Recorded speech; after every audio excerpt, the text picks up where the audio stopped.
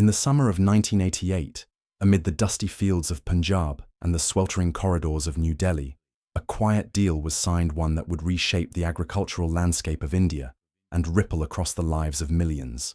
PepsiCo, the American multinational, known for fizzy drinks and billion-dollar advertising campaigns, was about to plant its flag in Indian soil, not as a beverage company, but as an agribusiness partner.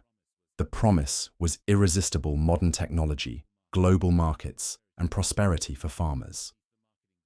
But beneath the marketing gloss lay a far more complex and darker story. At the time, India was a nation in transition, still recovering from decades of colonial rule and grappling with socialist economic policies. The country faced high food insecurity, low productivity, and a rural economy desperate for modernization.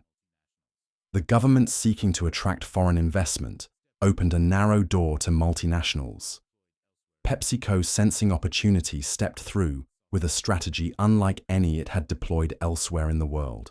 In exchange for being allowed to sell its soft drinks in India, a market previously closed to foreign soda giants, PepsiCo agreed to a novel deal. It would invest in agriculture. Specifically, it would help modernize Indian farming by introducing high-yield seeds, irrigation systems, cold storage, and export-focused crop programs. The idea was to build trust by becoming a developmental partner, not just a seller of cola. The government allowed the move under strict conditions. PepsiCo could operate in India only if 70% of its investment was directed toward agro-based industries and not beverages. The company pledged to revolutionize potato farming in Punjab, to introduce processing-grade tomato crops, and to bring in technology that would help Indian farmers access international markets. To the bureaucrats in Delhi, it sounded like a win-win. India would get foreign capital and rural development. PepsiCo would get a foothold in a massive untapped consumer base. But the fine print told a different story. PepsiCo's agricultural venture began in the fertile plains of Punjab, a region known as the breadbasket of India. Farmers there had already been transformed by the Green Revolution of the 1960s and 70s, another Western exported movement that emphasized high-input, high-yield farming. The region's farmers were eager for progress, but also vulnerable. They carried debt-lacked bargaining power and operated under government systems that were slow to adapt. PepsiCo offered a seductive alternative. Through a contract farming model, the company would provide farmers with high-quality seeds, fertilizer guidance, and a guaranteed buyer at harvest.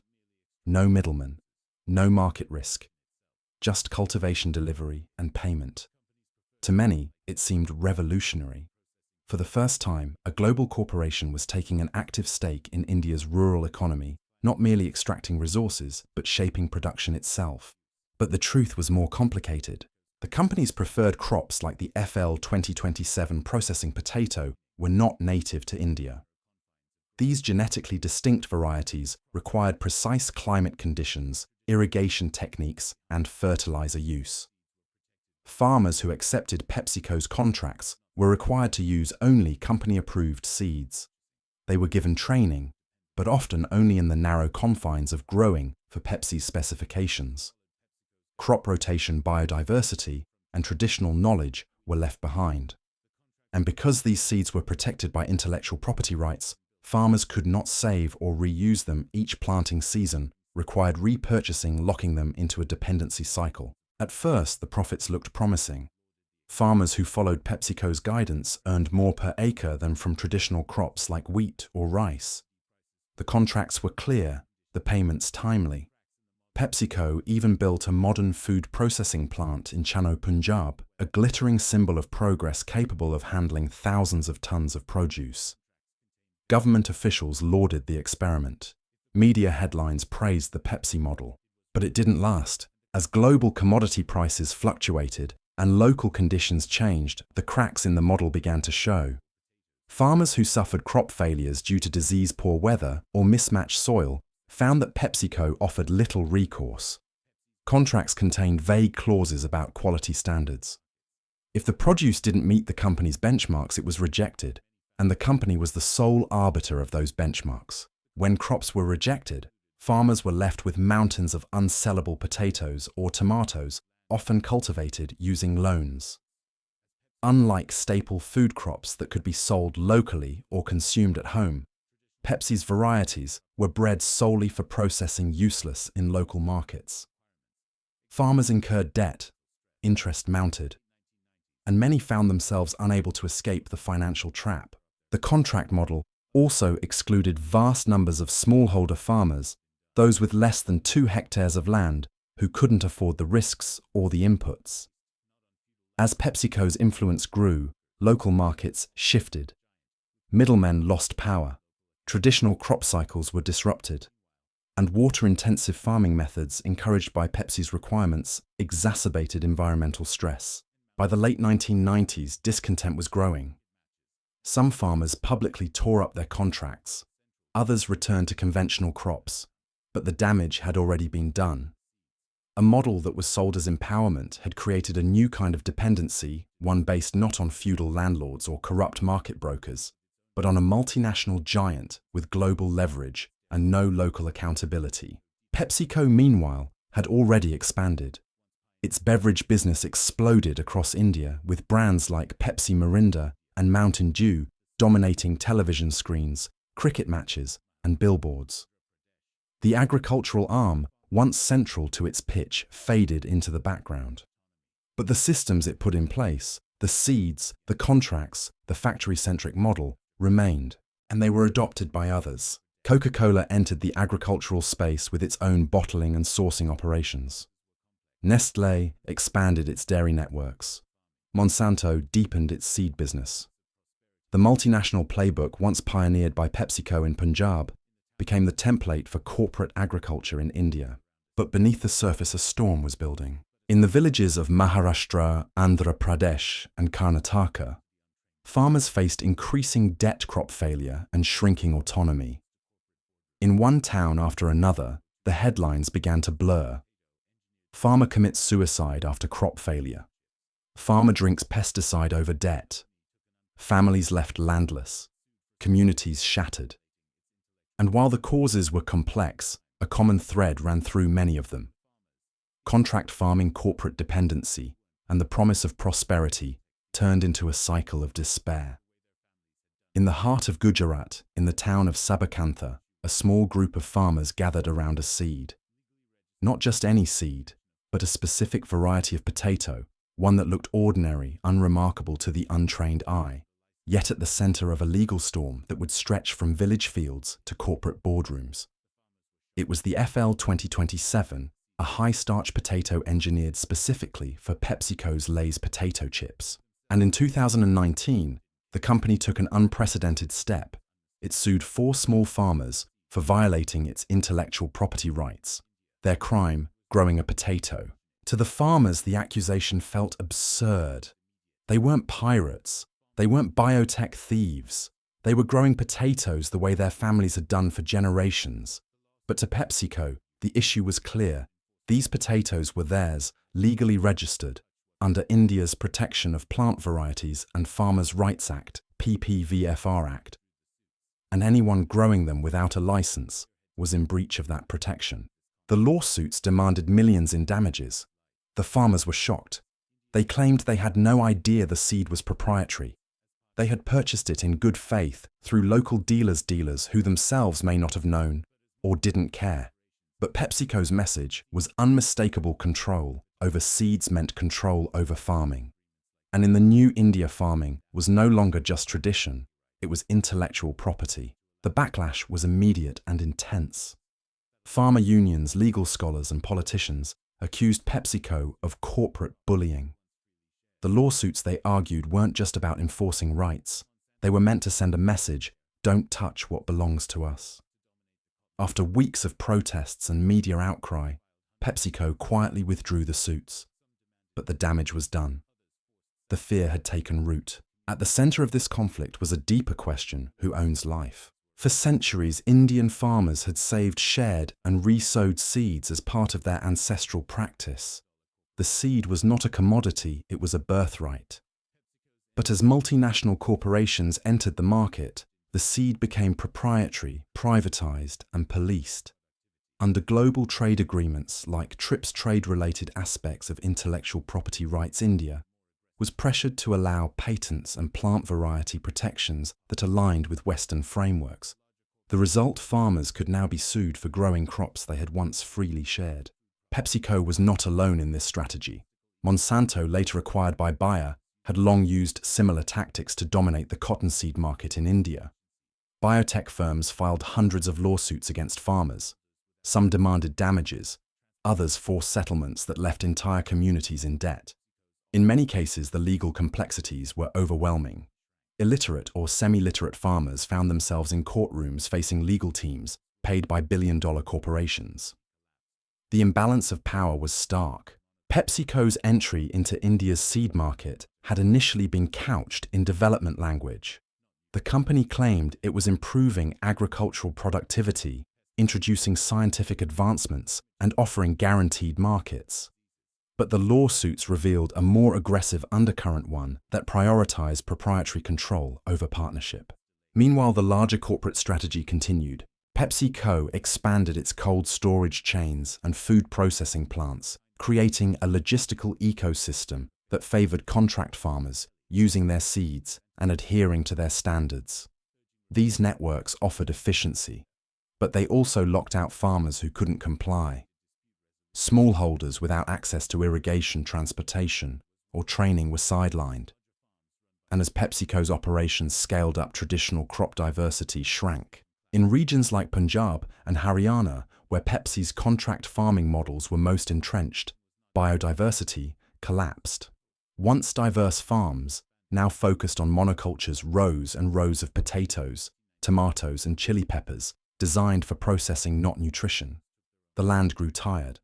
Water tables dropped, pest resistance increased, and when climate change brought erratic rains and new diseases, the imported seeds failed. The response from PepsiCo was clinical. Contracts were cancelled, payments delayed, crops rejected. For the company, these were supply chain adjustments. For the farmers, it was ruin. Behind the scenes, PepsiCo continued to lobby for favourable laws. In Delhi, industry representatives met with policymakers, urging reforms to make corporate farming easier. They argued for land leasing models, expedited dispute resolution, and expanded IP protections. Their vision was one of scale, fewer, larger farms run by professionals integrated into global food systems. But that vision clashed with the lived reality of India's 100 million smallholder farmers. For them, farming was not just economics, it was survival. And as corporate models expanded, farmer suicides continued to rise. Between 1995 and 2020, over 300,000 Indian farmers took their own lives, many by ingesting the same pesticides they used in their fields. The causes were varied: debt, crop failure, market volatility. But again and again, the root was systemic disenfranchisement.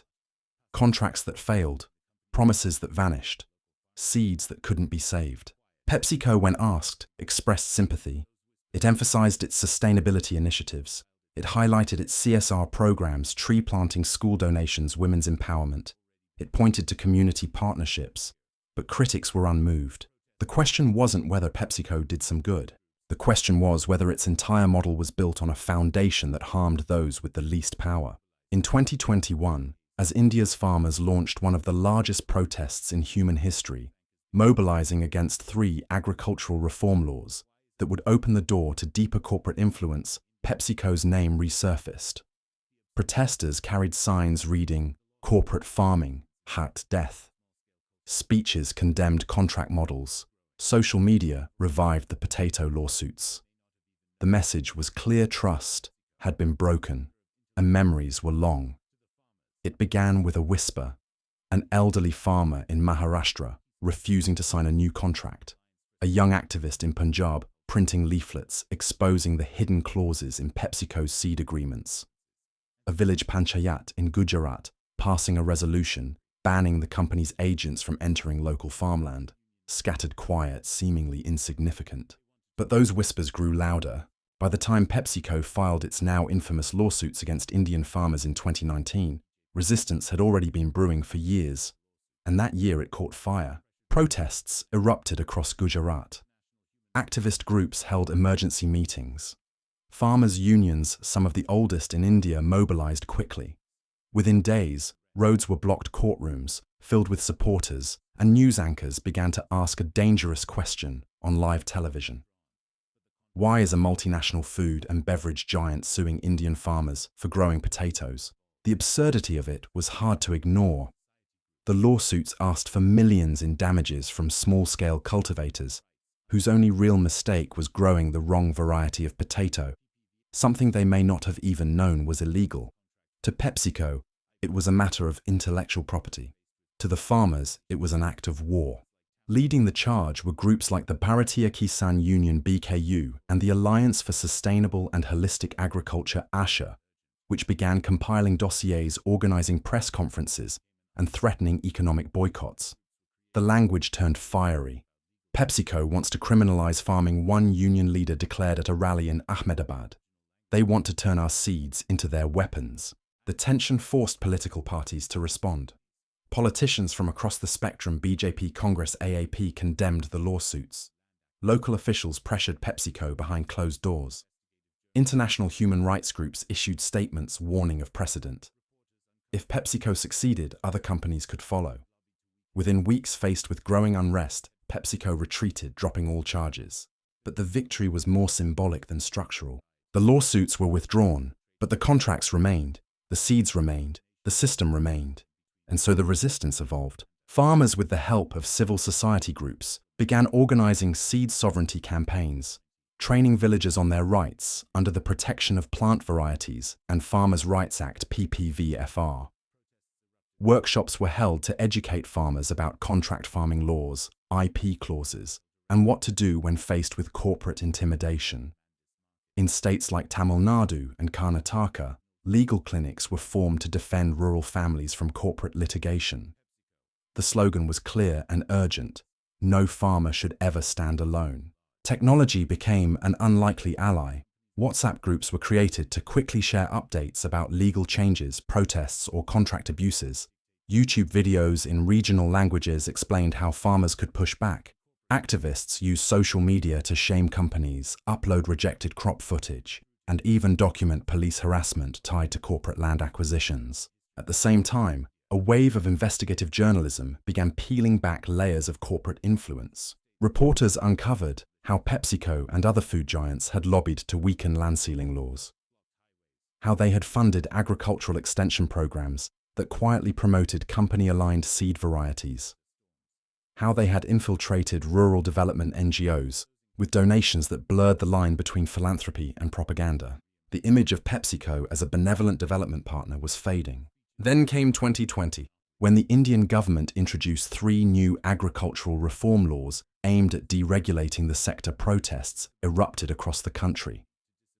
The government claimed the reforms would liberate farmers by allowing them to sell directly to private players, bypassing state-run mandis markets. But to millions of farmers, the move signaled something else entirely: the beginning of full-scale corporate capture. PepsiCo, along with other major agribusinesses, remained silent, but their shadow loomed large. The farmers feared a future in which companies like PepsiCo would no longer need to negotiate with unions or cooperatives. A future in which they could dictate terms without state oversight, where contract farming would be law, and corporate courts would replace local justice systems. The fear was not irrational. It was rooted in decades of precedent. What followed was the largest protest in the history of independent India. Hundreds of thousands of farmers, many from Punjab and Haryana, the same states where PepsiCo had established its first contract farms, marched to Delhi. They set up camps, blocked highways, built kitchens, clinics, libraries. They withstood tear gas, water cannons, and winter storms. For over a year they held their ground. And in those encampments, amid the slogans and songs, PepsiCo's name re-emerged. Pamphlets detailed the potato lawsuits. Speeches warned of foreign seed monopolies. Effigies of corporate logos were burned. The narrative was clear: this wasn't just about one law. It was about a decades-long strategy to disempower the Indian farmer and hand over food sovereignty to corporations with no roots in the soil. In 2021, after nearly 13 months of sustained resistance, the government repealed the farm laws. The victory was historic, but the movement wasn't over. For many of the protesting farmers, the repeal was only one front. The deeper war was cultural, economic, and generational. How could they protect their children from contract dependency? How could they rebuild food systems outside corporate control?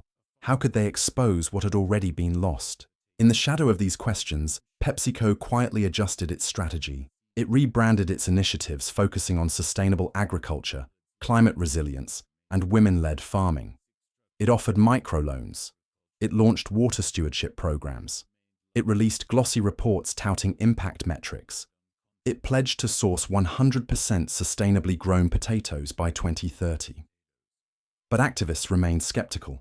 They pointed to the lack of third-party audits, to the absence of farmer unions in decision-making, to the fact that many of the company's sustainability claims lacked transparency. Most importantly, they pointed to the unchanged fundamentals. The power imbalance, the closed-loop seed system, the centralization of crop decisions. In 2023, in a sleek boardroom, thousands of miles from the farms of Punjab, PepsiCo unveiled its latest corporate sustainability report. Slides clicked by. Terms like regenerative agriculture, climate resilience, empowering smallholders, and sustainable supply chains echoed through the room. Behind the podium, executives smiled. Investors applauded. The narrative was polished, modern, and unmistakably corporate. PepsiCo, it seemed, had evolved, but in the fields of Gujarat, not far from the villages, once threatened with intellectual property lawsuits, a farmer named Ramesh bent over his potato crop, unsure if he would be paid enough to cover the seed debt he'd taken on just months earlier. For all its language of transformation, the basic structure of PepsiCo's agricultural operation in India remained largely intact. The company still relied on contract farming for its supply of FL 2027 processing-grade potatoes. It still operated through regional intermediaries, ensuring local implementation with minimal direct accountability. And it still dictated the terms of cultivation, when to sow, what to use, how to harvest. What had changed was the story. Today, PepsiCo frames itself as a climate leader, aligning with the United Nations Sustainable Development Goals and investing in carbon-neutral farming initiatives. It partners with NGOs to promote drip irrigation and soil health. It runs gender inclusion programs aimed at training women in farm management. It even collaborates with academic institutions to study the long-term effects of monoculture potato farming. On the surface, these programs are impressive, but dig deeper and cracks begin to appear.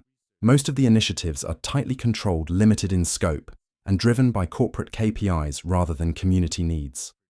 Independent audits are rare. Success stories are selectively highlighted. And long-term environmental data, such as groundwater depletion, pesticide overuse, and soil exhaustion, are often absent. Activists argue that what PepsiCo has perfected is not sustainable agriculture, but sustainable PR. It has learned to speak the language of reform while maintaining the economics of exploitation. The seed contracts remain one-sided. The dependency cycles endure. And the farmers, those at the very bottom of the supply chain, still bear the greatest risk. Politically, PepsiCo has also evolved. Where it once lobbied directly, today, it influences policy through trade associations, think tanks, and public-private partnerships. It participates in agricultural summits, funds, research grants, and collaborates with government agencies. The lines between public interest and corporate interest blur, and regulations often reflect this ambiguity. In 2022, a proposed bill that would have further expanded protections for corporate plant varieties stalled in Parliament, not because it was rejected, but because it was quietly deprioritized. The bill had been backed by industry lobbyists, many of whom had ties to companies like PepsiCo. But in the wake of the farmers' protests, few politicians wanted to be seen handing more power to foreign agribusinesses. The resistance had left a mark, but not a permanent one. Meanwhile, PepsiCo's broader economic footprint in India continued to grow. Its beverage division thrived, dominating soft drink sales alongside Coca-Cola. Its snack brands Lay's, Kurkura, Uncle Chips flooded urban and rural markets alike. Convenience stores, train stations, school canteens, and even government-run ration shops carried PepsiCo products. The company was not just selling products, It was embedding itself into the everyday fabric of Indian life. And the irony was stark. In a country where farmers struggled to make ends meet growing PepsiCo's potatoes, their children consumed those same potatoes in the form of brightly packaged high-sodium snacks sold for 5 rupees a bag. Critics called it a cycle of dependence disguised as development. Grow the crop, lose the margin, buy the product, repeat. To break the cycle, some communities began experimenting with alternatives. In Telangana, a cooperative of tribal farmers rejected corporate contracts altogether, instead planting traditional millet varieties and creating local processing units. In Madhya Pradesh, a network of organic farmers formed a seed exchange that allowed members to bypass proprietary seed models entirely. In Tamil Nadu, a group of women launched a local chip brand sourcing potatoes from community farms and packaging under their own label. These efforts were small, fragile, often underfunded, but they were defiant. They represented a future in which farmers were not contract laborers for global brands, but stewards of their own land and supply chains. A future where the word value wasn't defined solely by yield or export potential, but by food security, ecological health, and cultural resilience. But scaling these efforts required more than inspiration. It required systemic change. It meant rethinking subsidies that currently favored monoculture. It meant investing in decentralized processing units. It meant giving farmers legal tools to challenge abusive contracts. And it meant holding corporations accountable not just for what they claimed, but for what they caused. PepsiCo, when confronted with these demands, often returned to its familiar defense. We are part of the solution. The company pointed to community partnerships, educational outreach, and voluntary sustainability goals. But voluntary was the key word. There were no binding requirements, no penalties for failure, no seats at the table for those most affected. And perhaps that is the final unspoken truth of this story. PepsiCo did not cause India's farmer crisis alone. The crisis is the product of decades of policy failure, global trade imbalances, environmental degradation, and economic marginalization. But what PepsiCo did, what it continues to do, is profit from it. It offers solutions that entrench dependence. It provides technologies that extract rather than regenerate. And it tells stories of uplift while millions continue to suffer quietly outside the frame. As this documentary comes to a close, the question is no longer just about one company, one crop, or one country. It is about power. Who gets to control the means of production? Who gets to define sustainability? Who gets to tell the story? The Indian farmer's story is still unfolding, but the next chapter must be written with a different pen.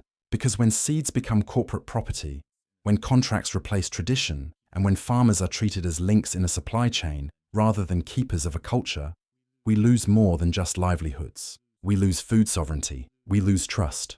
We lose ourselves. The crisis is not inevitable. It is a choice, and it is time to choose differently.